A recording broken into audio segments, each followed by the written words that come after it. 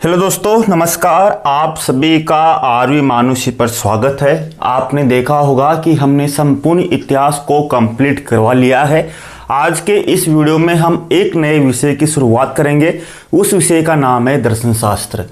आज दर्शन शास्त्र को संपूर्ण रूप से देखेंगे, यानी कि एक एक क्वेश्चन को देखेंगे जिससे आपका संपूर्ण सिलेबस हो, आपका रिवीजन हो और आपको ये भी मालूम हो कि हम जो टेस्ट दे रहे हैं उसमें से कितने परसेंट हमारे सही हैं। जो भी पर्सन है सब आपके बुक में दिए हुए हैं, क्रम से ही आपके सब्जेक्ट ले रहे हैं। जैसे आपके बुक्स में पहले इतिहास विषय है, उसके बाद में दर्शन शास्त्र है, तो ऐसे ही यहाँ पर ले रहे हैं। और आपने संपूर्ण कोर्स भी कंप्लीट कर लिया होगा, इसलिए आपको यहाँ पर संपूर्ण तैयारी करने की आवश्यकता है। तो दर्शन शास्त्र में देखें तो इसका सिलेबस देखें तो यहाँ पर आपका जो सिलेबस है उसमें आप देखोगे तो पहला सिलेबस है वेद उपनिषदों का दर्शन है, सुकरात पद्धति है, देकार्त है, सुखवाद, उपयोगितावाद, कांट का नीतिशास्त्र, संकल्प स्वतंत्रता, दंड के सिद्धांत, गीता का निष्काम कर्म, जैन बौद्ध नीतिशास्त्र, गांधी जी का नीतिशास्त्र और गीता इसमें आता है। अगर बात करें तो यहाँ से दर्शन शास्त्र में 19% हर साल आते हैं। कितने? यानी कि यहाँ से आपके 19% हर एग्जाम में आते हैं। 19% आपके बिल्कुल सही होना आवश्यक है। 19 में से 19 आपका टारगेट ही होना चाहिए। कम से कम आपके 15 से अधिक क्वेश्चन सही होना आवश्यक है। 15 से कम आपके कम होंगे तो आपका मेरिट में जाने का चांस कम हो जाएगा। तो आपको टारगेट बनाना है कि आपके 15 से अधिक ज़्यादा प्रश्न आपके दर्शन शास्त्र में हो। दर्शन शास्त्र बिल्कुल छोटा विषय है और इसमें अधिक से अधिक प्रश्न आपके सही होना आवश्यक है, ताकि अगर दूसरे विषयों में अगर जैसे मान लीजिए आपके अर्थशास्त्र हुआ, राजनीति विज्ञान हुआ, भूगोल हुआ, इतिहास हुआ, ये विषय ऐसे हैं जो विस्तार लिए हुए हैं, जबकि आपके दर्शन शास्त्र, समाज शास्त्र, लोक प्रशासन ऐसे विषय जिनमें से आप अधिक से अधिक नंबर ला सकते हो। तो शुरुआत करते हैं दर्शन शास्त्र की। जो पहला अध्याय है वो आपके वेदों उपनिषदों का दर्शन है। मैं यहाँ पर आपको एक एक क्वेश्चन बताऊंगा जिनके आंसर आपको यहाँ पर आराम से देने हैं। अगर यहाँ पर बात करें तो पहला क्वेश्चन क्या है, देखिए। अगर यहाँ पर पहले क्वेश्चन की बात करें तो पहला क्वेश्चन यहाँ पर यही आता है कि ऋत्विक यानी कि ऋत की स्वाभाविक व्यवस्थाएं कौन कौन सी है। ऋत की स्वाभाविक व्यवस्था कौन कौन सी है। ऋत के बारे में आप जानते होंगे ऋत क्या है। अगर बात करें तो वर्तमान में बात करते हैं तो वर्तमान में ब्रह्मांड का संचालन किसके द्वारा किया जाता है। तो अलग अलग जैसे हमें वर्तमान में जैसे बोलते हैं कि ईश्वर यानी कि पूरे ब्रह्मांड का जो संचालन कर रहा है वो ईश्वर कर रहा है। लेकिन अगर वेदों में उपनिषदों की बात करें तो वहाँ पर ये बात की जाती है कि ब्रह्मांड के जो संपूर्ण व्यवस्था का जो संचालन कर रहा है वो ऋत के माध्यम से हो रहा है। किसके माध्यम से हो रहा है? यानी कि ऋत एक ऋत है तो ऋत के माध्यम से पूरे ब्रह्मांड के संचालन हो रहा है। और जो ऋत की जो व्यवस्था करता है, जो संचालन करता है, वो कौन है? ये आपके यहाँ पर वरुण कहा गया है। यानी कि वरुण देवता को ऋत का संचालन कहा गया है। इसको ऋतस्य, इसको क्या ऋतस्य गोपा भी कहा गया है। यानी कि किस देवता को ऋतस्य गोपा कहा गया है? तो ऋतस्य गोपा वरुण देवता को कहा गया है। तो ऋत क्या है? एक ब्रह्मांड की नैतिक व्यवस्था है, कर्मकांड व्यवस्था है, जिसके माध्यम से पूरा संचार चल रहा है। एक नैतिक व्यवस्था है जिसके माध्यम से पूरे ब्रह्मांड की एक व्यवस्था बनी हुई है कि आप जो कर्म करोगे उसका फल आपको मिलेगा। वो ऋत के माध्यम से पूरे ब्रह्मांड में बनी हुई है और जिसका जो संचालन कर रहा है देवताओं में, उसमें वरुण प्रधान कहा गया है। वरुण को ऋतस्य गोपा भी कहा गया है। तो क्वेश्चन ये है कि ऋत की स्वाभाविक व्यवस्था कौन कौन सी। नंबर 1 क्वेश्चन है वैश्विक नैतिक कर्मकांड व्यवस्था, पृथ्वी जलवायु की व्यवस्था, अग्नि जलवायु की व्यवस्था, अग्नि पृथ्वी की जलवायु जल की व्यवस्था।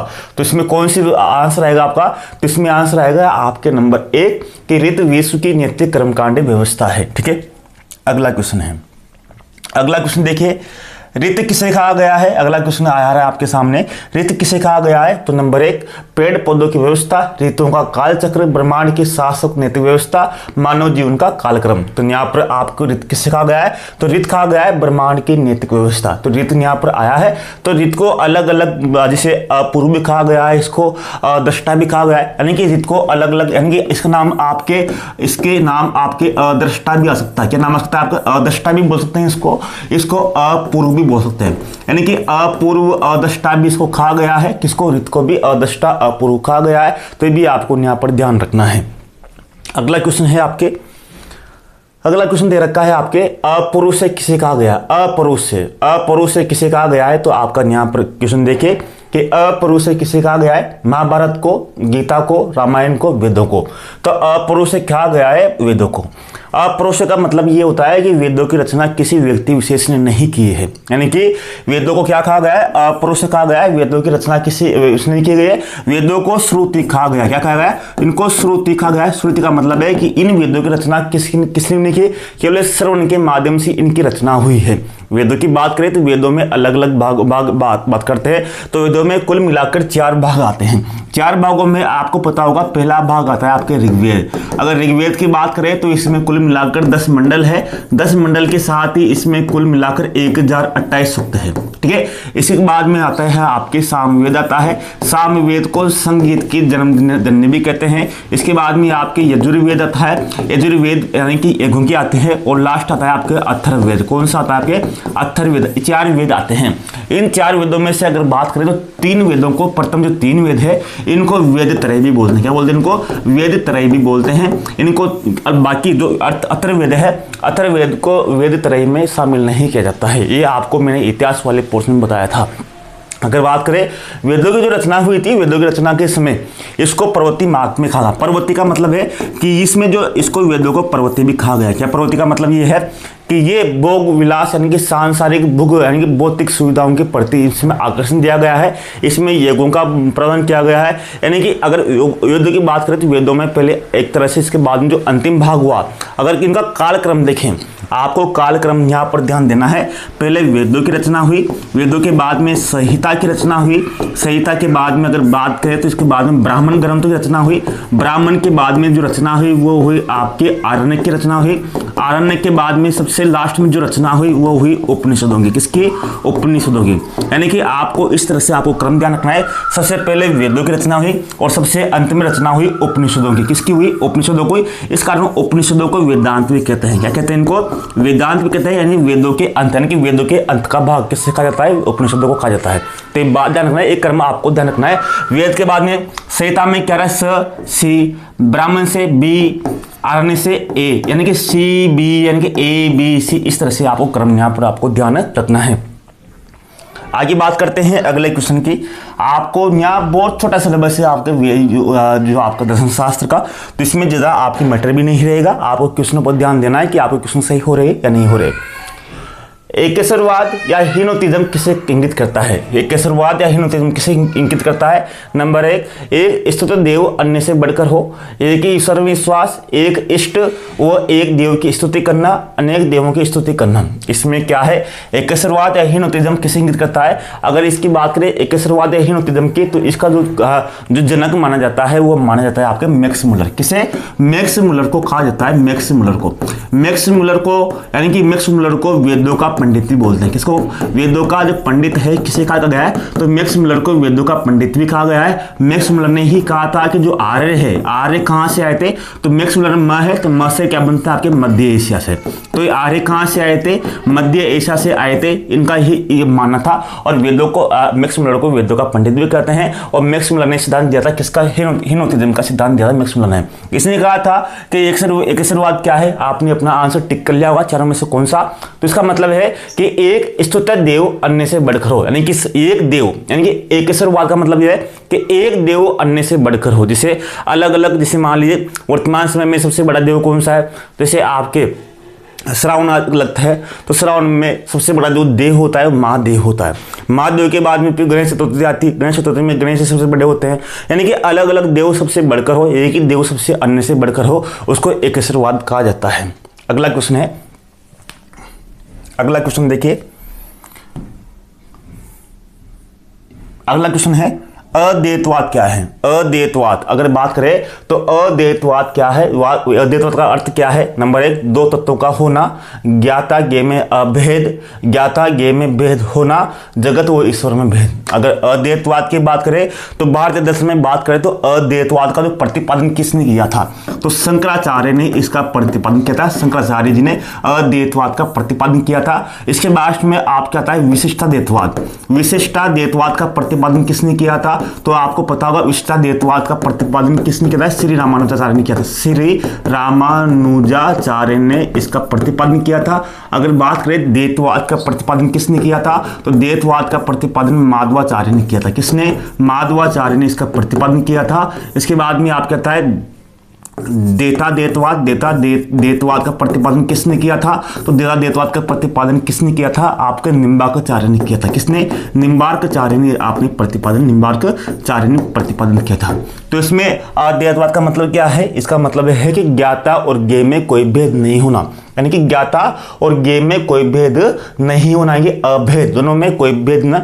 जैसे हम बात कर रहे हैं कि ज्ञाता और ज्ञेय क्या है, तो अलग अलग दर्शनों में जैसे हम देकार्ते पढ़ेंगे तो देकार्ते में वहां पर हम बात करेंगे तो उसमें ज्ञाता और ज्ञेय उन दोनों को अलग अलग मान लिया गया है, लेकिन भारतीय दर्शन में ज्ञाता और ज्ञेय को एक ही माना गया है। चाहे आपकी आत्मा हो या ईश्वर हो, दोनों को एक ही माना गया है। ईश्वर और आत्मा दोनों यही है कि अगर आपकी आत्मा ज्ञाता है तो ईश्वर आपके ज्ञेय है, यानी कि दोनों एक ही अंश का है। जीवन प्रकृति में जितने भी आपके जो है प्रकृति में जो भी व्याप्त है वो सब आपके उसमें ईश्वर का ही अंश व्याप्त है, यानी कि कोई अलग तत्व नहीं है।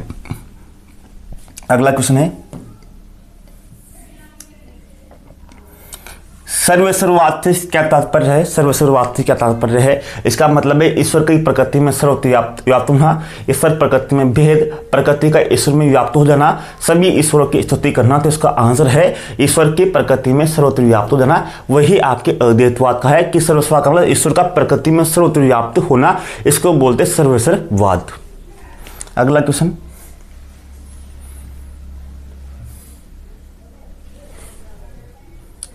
ब्राह्मण ग्रंथों में किसकी विवेचना हुई है? अब ब्राह्मण ग्रंथों की बात करें तो इसमें किसकी विवेचना हुई है? तो इसमें विवेचना हुई है कर्मकांड की या ज्ञान कांड की या पूजा विधि की या संगीत विधि की। तो ब्राह्मण ग्रंथों में जिसकी विवेचना हुई है उसका आंसर है आपके कर्मकांड। अब यहाँ पर मैं आपको एक चीज और ध्यान देना, मैं यहाँ पर आपको वेद बता रहा हूँ, इसके बाद में आपको उपनिषद बता रहा हूँ। उपनिषद और वेद, उपनिषद का अर्थ क्या होता है? गुरु के समीप बैठना, गुरु के समीप बैठना, किसके लिए? ज्ञान प्राप्त करने के लिए। तो उपनिषद का मतलब क्या है कि गुरु के समीप बैठना। तो अगर बात करें तो वेद है, वेद आपके क्या है? आपकी ये कर्मकांडी है। क्या है आपकी? ये कर्मकांडी है। इसके बाद में अगर उपनिषद की बात करें तो ये आपका क्या ज्ञान कांडी है। किसका है? एक ज्ञान कांडी है। अगर उपनिषदों की बात करें तो ये भौतिक लालसाओं से, यानी कि भौतिकता से संबंधित है। भौतिकता का मतलब ये आपके संबंधित है, यानी कि क्या सबका क्या ज्ञान करता है, जबकि ये भौतिकता के प्रति उदासीन है। भौतिकता के प्रति क्या है? ये उदासीन है। ठीक है, ये आपको यहाँ पर ध्यान देना है। अगर ये बात करें तो वेद पर्वती मार्ग है। कौन सा है? ये पर्वती मार्गी है। और उपनिषद आपके निवर्ती मार्गी है। कौन सा है? निवर्ती मार्गी है। तो ये चीजें आपको यहाँ पर ध्यान देनी है। ठीक है, तो ये चीजें आपको यहाँ पर। अगला क्वेश्चन है, अगला क्वेश्चन आता है आपके, अब आते हैं आपका क्वेश्चन, ऋग्वेद का उपवेद कौन सा है? ऋग्वेद का उपवेद कौन सा है? नंबर 1 आयुर्वेद, धनुर्वेद, गंधर्ववेद और शिल्पवेद। पहले तो आपको ये याद होना चाहिए कि चारों वेद उपवेद है। क्या है आपके? ये चारों आपके उपवेद है। तो चारों उपवेद आपको याद होना आवश्यक है। बहुत सी बार क्वेश्चन ये आता है कि इनमें से उपवेद कौन सा नहीं है, यानी कि चारों उपवेद आपको बिल्कुल आपको याद होना चाहिए। इसके लिए आपको बिल्कुल आराम से आप एक ट्रिक भी याद कर सकते हो, जिसे शिव का धनुष, जो शिव का धनुष गांडीव, जो आपके है शिव का धनुष, क्या है आपका शिव का धनुष? गांडीव अर्जुन के पास है, अर्जुन के पास है। यानी कि आपको पता होगा महाभारत का जब युद्ध हुआ था तो अर्जुन का पास एक धनुष था, तो धनुष का नाम क्या था? तो उस धनुष का नाम था गांडीव। और जो गांडीव धनुष था वो किसे प्राप्त हुआ था? वो शिव भगवान से प्राप्त हुआ था। तो मैंने यहाँ पर लिख दिया कि शिव का जो धनुष है गांडीव वो अर्जुन के पास है, यानी कि अर्जुन के पास है। तो शिव से क्या होता है? शिव से होता है आपके शिल्पवेद। धनुष से क्या होता है? धनुष से आपके होता है धनुर्वेद। और गांडीव से क्या होता है? आपके गंधर्ववेद। और अर्जुन से क्या होता है? आपके आयुर्वेद। इस तरह से आप चार उपवेदों को आप यहाँ पर निर्माण कर सकते हो इस सूत्र से। तो आपको शिव का धनुष, शिव से शिल्पवेद, धनुष से धनुर्वेद, गांडीव से गंधर्ववेद, अर्जुन से आपके आयुर्वेद। तो आपके यहाँ था ऋग्वेद का उपवेद कौन सा है? तो इसका आंसर रहेगा आपके आयुर्वेद। कौन सा आपका रहेगा? आयुर्वेद ऋग्वेद का उपवेद है। अगला,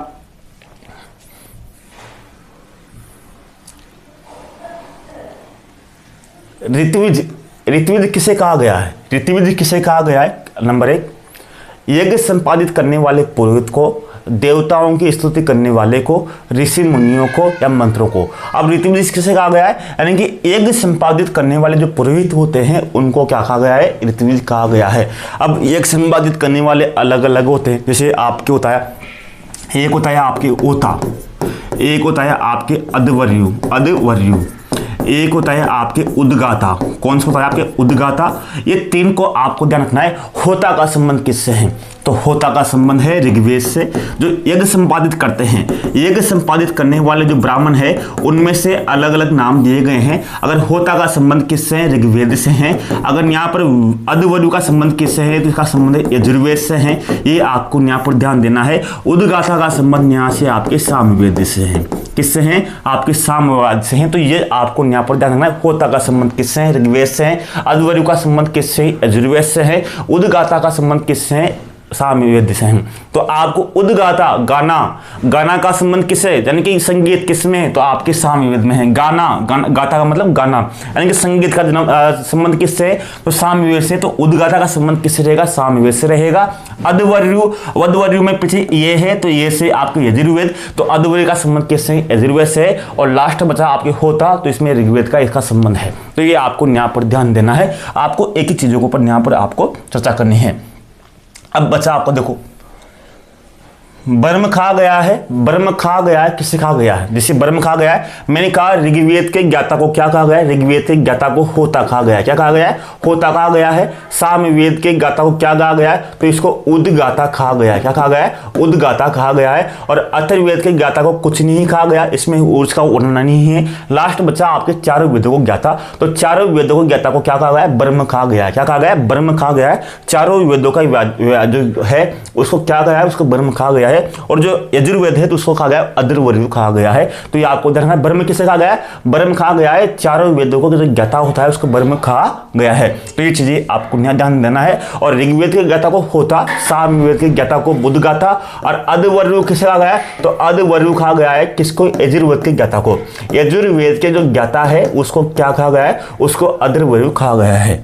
अगला क्वेश्चन है,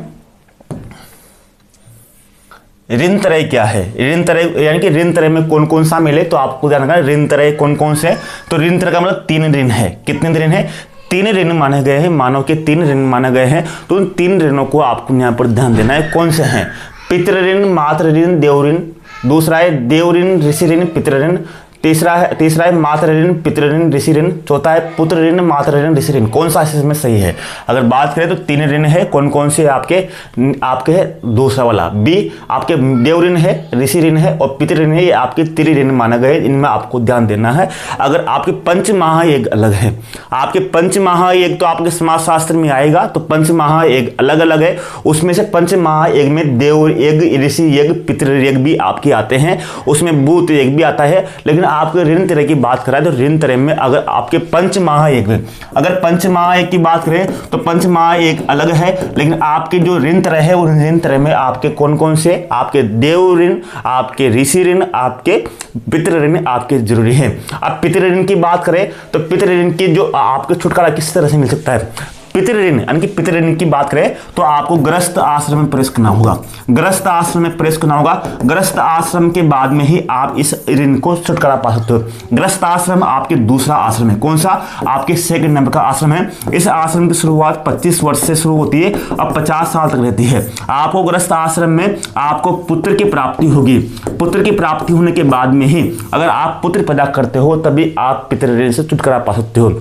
यानी कि ये बहुत ही गलत धारणा थी कि आपको गृहस्थ आश्रम में प्रवेश करके 25 साल की उम्र में आपको पुत्र पैदा करना होगा और पुत्र जब आपके नाम का 1 करेगा तभी आप पितृ ऋण से छुटकारा पा सकते हो। तो बहुत ही गलत धारणा थी। वर्तमान में पुत्रियां भी है। पुत्र अगर मान लीजिए पुत्र नहीं है, अब पुत्रियां हैं तो क्या वो पितृ ऋण की छुटकारा नहीं पा सकती? तो पा सकती है। तो इसमें पुत्र की ही उल्लेख है। तो गृहस्थ आश्रम में प्रवेश करने के बाद में ही आपको पितृ ऋण से छुटकारा पा सकते हैं। अगला क्वेश्चन है,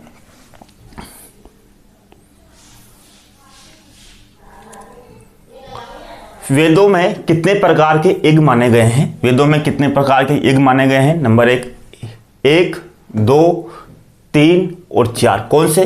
4 यज्ञ माने गए हैं। चारों यज्ञों का नाम मैंने आपको बताया था। कौन कौन से यज्ञ हैं चारों? नंबर 1 है आपके होता है, कौन करता है? ऋग्वेद का ज्ञाता। दूसरा एक कौन सा है? दूसरा एक का यज्ञ है आपके अध्वर्यु। अध्वर्यु का एक कौन करता है? आपके यजुर्वेद वाला करता है। इसके बाद में उद्गाता। उद्गाता कौन करता है? तो आपके सामवेद वाला करता है। और छोटा है आपके ब्रह्म यज्ञ, जो चारों वेदों का जानकार हो वो ब्रह्म यज्ञ करता है। तो 4 यज्ञ आपके बताए गए थे, तो आपको यहाँ पर ध्यान देना है। अगला क्वेश्चन है आपके,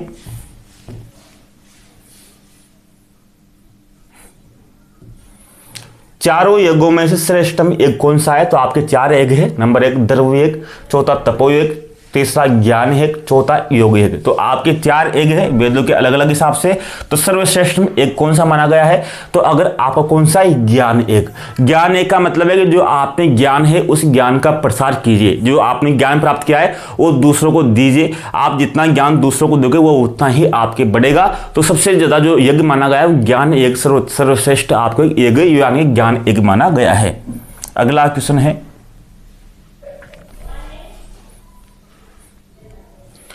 वेदों में कौन से कर्म माने गए हैं? वेदों में कौन से कर्म माने गए हैं? नंबर 1 नित्य कर्म, नैमित्तिक कर्म और काम्य कर्म। यानी कि आपके 3 तरह के कर्म है। तो कौन से कर्म माने गए हैं? तो इसमें आपके आएगा सबरुक्त, यानी कि सभी कर्म को वेदों में सभी कर्म माने गए हैं। नित्य कर्म, नैमित्तिक कर्म और काम्य कर्म।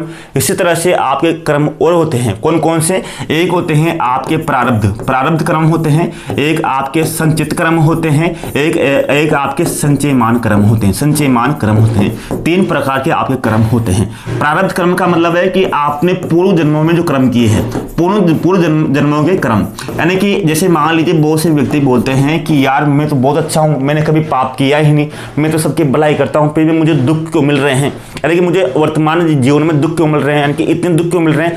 तो उसका कारण है कि आपने पूर्व जन्म के जो कर्म थे, पूर्व जन्म के कर्म कौन से थे? प्रारब्ध। यानी कि जो आपके पूर्व जन्म के जो कर्म थे उन कर्मों की वजह से ही आपके जो क्या है आपको वर्तमान में फल मिल रहे हैं। इसी तरह संचित, यानी जो आप संचित कर रहे हो वर्तमान में, जो आप संचित कर रहे हो उन संचित कर्मों की वजह से आपको भविष्य मिलेगा। संचयमान क्या, यानी कि वर्तमान में जो कर्म कर रहे हो उन कर्मों को जो आपके एक तरह से तिजोरी में बंद हो रहे हैं उनके फल आपको भविष्य में होने वाले जन्म में आपको उनको मिलेंगे, उनको बोलेंगे संचयमान कर्म। यानी कि आप संचयमान कर्मों को नष्ट कर सकते हो, ये आपके अधिकार में है, लेकिन प्रारब्ध को आप खत्म नहीं कर सकते, उनके फल तो आपको मिलेंगे ही सही।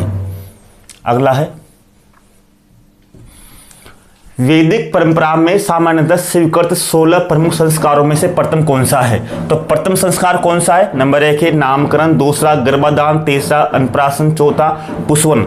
तो 16 संस्कार आपको याद होने चाहिए। कौन कौन संस्कार है? तो प्रथम संस्कार कौन सा माना गया है? तो प्रथम संस्कार माना गया है आपके गर्भाधान। और अंतिम संस्कार कौन सा है? तो अंतिम संस्कार है आपके अंत्येष्टि। कौन सा? अंत्येष्टि आपके अंतिम संस्कार है। और जो सबसे महत्वपूर्ण जिसके बाद में उपनयन संस्कार, उपनयन संस्कार के बाद में व्यक्ति, यानी कि इस उपनयन संस्कार के बाद में व्यक्ति का दूसरा जन्म माना गया है। कौन सा? दूसरा जन्म, यानी कि उपनयन संस्कार के बाद में व्यक्ति का दूसरा जन्म माना गया है। इस संस्कार के बाद में, उपनयन संस्कार के बाद में ही व्यक्ति जनेऊ धारण करता है। जनेऊ धारण करता है और गुरु के पास क्या जाता है? शिक्षा प्राप्त करने के लिए जाता है। तो उपनयन संस्कार के बाद में, ठीक है, ये आपको यहाँ पर ध्यान देना है। ये प्रथम संस्कार कौन सा है? आपके गर्भाधान है। पुष्पन संस्कार पुत्र प्राप्ति के लिए किया जाता है, यानी कि पुत्र प्राप्ति के लिए। और नामकरण यानी कि उसको नाम दिया जाता है। और अन्नप्राशन यानी कि उसको प्रथम बार जो अन्न खिलाया जाता है उसको अन्नप्राशन कहा जाता है।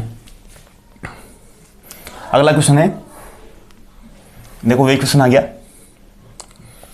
वेद पर्वती मार्गी है जबकि उपनिषद कैसा है? यानी कि वेद पर्वती मार्गी है जबकि उपनिषद है कौन सा है? निवर्ती मार्गी है या ज्ञान मार्गी है या भक्ति मार्गी है या कर्म मार्गी है? तो अब बताइए कौन सा है? तो अगर आप यहाँ देखो यहाँ पर आप कोई भी क्वेश्चन है उन क्वेश्चनों में आप बिल्कुल आप यहाँ से आंसर भी दे सकते हो। अगर यहाँ देखो तो आप में इसमें तीन चीजें, यानी कि अगर बात करें तो आपके भक्ति के 3 चीजें मानी गई। अगर बात करें तो आपके भक्ति के 3 प्रकार बताए जाएंगे। भक्ति के कितने प्रकार? भक्ति के 3 प्रकार। कौन कौन से भक्ति के 3 प्रकार? नंबर 1 कौन सी आपके? एक ज्ञान मार्ग की भक्ति, ज्ञान के माध्यम से भक्ति। दूसरा है आपके भक्ति यानी कि आपके कर्म के माध्यम से भक्ति। कर्म के माध्यम से भक्ति, और एक दूसरा है आपकी उपासना, इनकी उपासना या भक्ति के माध्यम से, यानी कि आप इस तरह से आप कर सकते हो। तो इसमें से अगर बात करें तो आपके जैसे मान लीजिए वेद प्रवृत्ति मार्गी, तो इनके उपनिषद क्या है, तो उपनिषद है आपके निवर्ति मार्गी। निवर्ति का मतलब है कि आपको सांसारिक भोग विलासों से कोई मतलब नहीं है, आपको उनसे कोई मतलब नहीं है, क्योंकि उपनिषद कहता है प्रवृत्ति, यानी कि आपको उनसे मतलब है, आप सुख प्राप्त करने के लिए ही आप सब कुछ करते हुए ये कहते हैं। जबकि उपनिषद कहता है कि आपको किसी प्रकार से भोग विलास से आपको कोई मतलब नहीं है, आपको उनसे छुटकारा पाने के लिए ही आपको कर्म करना चाहिए, तो इसको बोलते हैं निवर्ति मार्गी। तो जैसे ही ये क्या है, वेद कर्मकांडी है, क्या है, एक कर्मकांडी है। जबकि अगर बात करें तो आपके उपनिषद क्या है, तो उपनिषद आपके ज्ञान कांडी है, क्या है, आपके ज्ञान कांडी भाग है, ठीक है। तो उपनिषद क्या है, ज्ञान प्राप्ति के लिए ये बात कहता है। अगला क्वेश्चन है, मैक्स मुलर का संबंध किससे है। मैक्स मुलर का संबंध वही क्वेश्चन आ गया आपके, सर्वेश्वरवाद, यानी कि प्रकृति में ईश्वर का सर्वत्र व्याप्त होना सर्वेश्वरवाद है। बहुदेववाद, यानी कि अनेक देवों की पूजा करना। इसके बाद में हिनोतिज्म, अवसरवादी एकेश्वरवाद, और बाद में एकेश्वरवाद। तो इसका संबंध किससे, हिनोतिज्म से है इनका संबंध है मैक्स मुलर का। मतलब ये है कि क्रम से, जैसे इस बार तो आपके महादेव जो सबसे ऊपर मान लिया, उसके बाद में विष्णु भगवान को सबसे ऊपर मान लिया, उसके बाद में आपके ब्रह्मा जी को ऊपर मान लिया। क्रम से सभी देवताओं का एक एक क्रम रहता है कि इसके बाद में आपका क्रम आएगा, तो इसको बोलते हैं हिनोतिज्म। क्या बोलते हैं इसको, हिनोतिज्म बोलते हैं। तो मैक्स मुलर ने सिद्धांत दिया था। इसके बाद में क्वेश्चन है, प्रस्थानत्रय है, प्रस्थानत्रय में कौन शामिल है। प्रस्थानत्रय में क्या शामिल है, तो पहला क्वेश्चन है आप उपनिषद गीता ब्रह्मसूत्र, दूसरा रामायण महाभारत कुरान, तीसरा महाभारत रामायण गीता, चौथा बाइबल कुरान रामायण। तो प्रस्थानत्रय में क्या है, तो प्रस्थानत्रय में है आपके आंसर नंबर 1 उपनिषद गीता ब्रह्मसूत्र प्रस्थानत्रय में माना गया है। ये क्वेश्चन आपके RS 2022 में भी आया था, और RS 2022 में भी साथ में आया था। साथ में आपके वरिष्ठ अध्यापक की जो भर्ती परीक्षा है, ये आपके 2013 में, साथ में 2022 में एक क्वेश्चन आपके आ चुका है। तो इसको आपको यहाँ पर ध्यान देना है, प्रस्थानत्रय क्या है। अब यहाँ पर मैंने कहा कि आपको प्रस्थानत्रय का, तो आपके वेद त्रय भी आ सकता है, कौन सा, आपके यहाँ पर वेद त्रय भी आ सकता है, कौन सा, वेद त्रय भी आ सकता है आपके यहाँ पे ऋण त्रय भी आ सकता है, आपके ऋण त्रय, तो ऋण त्रय भी आ सकता है। तो आपको ऋण त्रय में कौन कौन से हैं, जैसे आपके देव ऋग है, आपके ऋषि ऋग है, आपके पितृ ऋग है। वेद त्रय में आपके अथर्ववेद छोड़ देना, बाद में आपके ऋग्वेद आ जाएगा, आपके सामवेद आ जाएगा, आपके यजुर्वेद आ जाएगा। तो अलग अलग चीजें यहाँ पर आपको ध्यान देनी है। अगला क्वेश्चन है, सबसे प्राचीन उपनिषद कौन सा है। सबसे प्राचीन उपनिषद की बात करते हैं। सबसे प्राचीन उपनिषद कितना है, देखो अगर बात करें उपनिषदों की, तो कुल उपनिषद 108 के लगभग माने गए हैं। वर्तमान में बात करें तो लगभग 13 उपनिषद ही अपने पास है। कितने, लगभग 13 उपनिषद ही अपने पास है। तो उनमें से अगर बात करें सबसे प्राचीन उपनिषद कौन सा है, तो सबसे प्राचीन कौन सा है आपकी छांदोग्य, वर्धकारण्य, मांडुक्य या ऐतरेय। तो सबसे प्राचीन कौन सा है आपके छांदोग्य है सबसे प्राचीन आपके छांदोग्य माना गया है। वर्धकारण्य के आपके सबसे बड़ा माना गया है। सबसे बड़ा उपनिषद है कौन सा है आपके, ये वर्धकारण्य है। और सबसे छोटा कौन सा है आपके, मांडुक्य है। सबसे छोटा कौन सा माना गया आपके सबसे छोटा माना गया है आपके मांडुक्य। तो सबसे छोटा कौन सा है आपके मांडुक्य माना गया है। अगला क्वेश्चन है, क्वेश्चन वही है आपके सबसे बड़ा उपनिषद कौन सा है, तो बिल्कुल आसान है। सबसे बड़ा कौन सा है, वर्धकारण्य है। अगला क्वेश्चन है, सबसे छोटा कौन सा है, तो सबसे छोटा कौन सा है आपके मांडुक्य है। बिल्कुल सही है आपका आंसर। तो मांडुक्य सबसे छोटा है। और सबसे प्राचीन कौन सा है, छांदोग्य सबसे प्राचीन है। अगला क्वेश्चन है, अश्वमेध की, यानी कि अश्वमेध की संकल्पना किस उपनिषद में की गई है, यानी कि अश्वमेध की चर्चा किस उपनिषद में की गई है। तो इसका आंसर क्या है, कंठ उपनिषद में, ऐतरेय उपनिषद में, वर्धकारण्य उपनिषद में या तैतरेय उपनिषद में। तो अश्वमेध की जो संकल्पना की गई है वो वर्धकारण्य उपनिषद में की गई है। अगला क्वेश्चन है,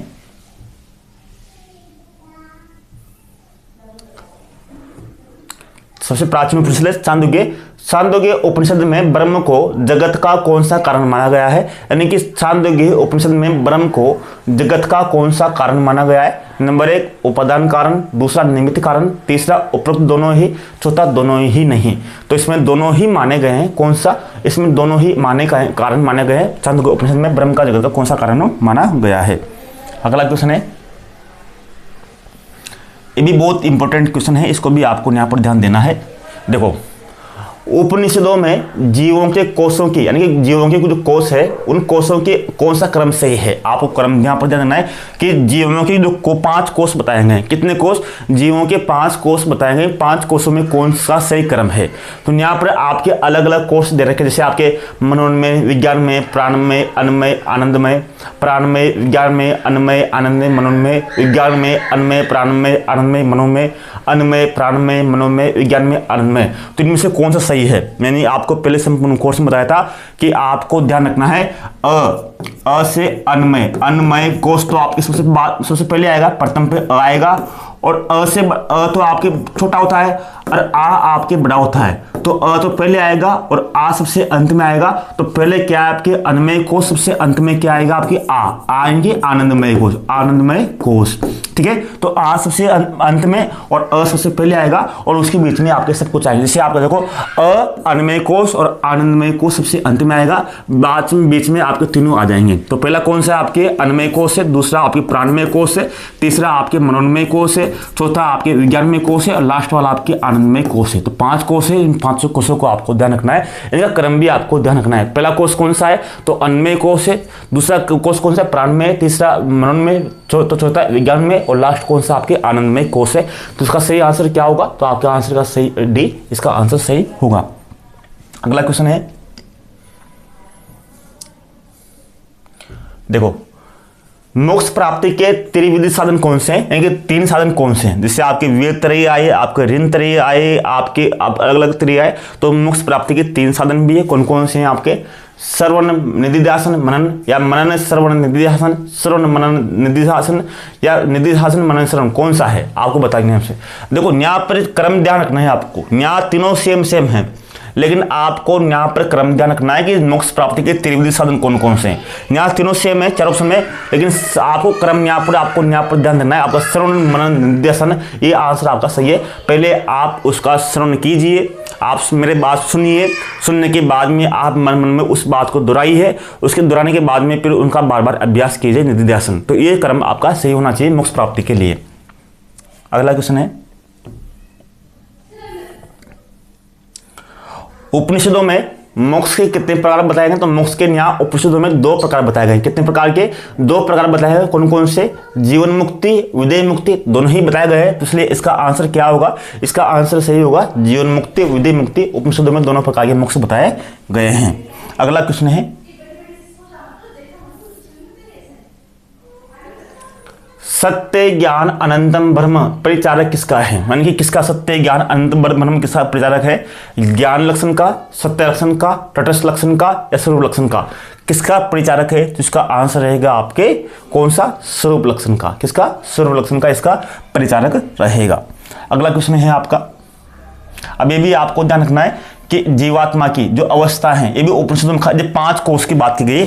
ये चीजें 2 क्वेश्चन तो आपको इंपॉर्टेंट याद होना चाहिए। नंबर 1, जीवों के 5 कोष, जीवों के 5 कोष आपको याद होना चाहिए। 5 कोष कौन से हैं, तो 5 कोष आपको बताए थे, अन्नमय कोष, प्राणमय कोष, विज्ञानमय कोष, जो आपके आनंदमय कोष जो आपको बताए थे। इस तरह जीवात्मा की जो 4 अवस्था है, इन 4 अवस्थाओं को भी आपको, चारों अवस्थाओं को आपको क्रम से ध्यान होना चाहिए, क्रम से आपको ध्यान होना चाहिए। अगर क्रम से आपको ध्यान रखना है तो पहले आपको आपको अगर जागृत अवस्था याद है पहली वाली, तो जागृत में आप देखो पहली अवस्था कौन सी, जागृत अवस्था है। और जागृत के अंत में पीछे क्या है आपके त है, तो अंत में क्या रहेगा आपके तय रहेगा। तो त से क्या बना है, तुरीय अवस्था। कौन सी, तुरीय अवस्था। सबसे अंतिम अवस्था कौन सी आपकी, तुरीय अवस्था है। पहली अवस्था कौन सी, जागृत अवस्था है। और चौथी अवस्था कौन सी आपके, तुरीय अवस्था। जागृत में पीछे क्या है, त सबसे अंत में, इसलिए तुरीय अवस्था सबसे अंत की अवस्था रहेगी। तो पहली अवस्था कौन सी है, जागृत अवस्था, दूसरी स्वप्न अवस्था, तीसरी आपकी सुषुप्त अवस्था और चौथी आपकी तुरीय अवस्था।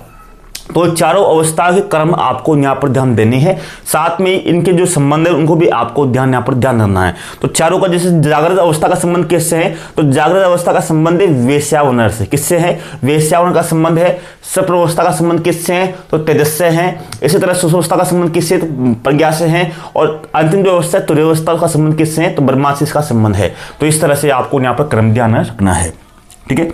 और लास्ट क्वेश्चन है इसका, इस अध्याय का,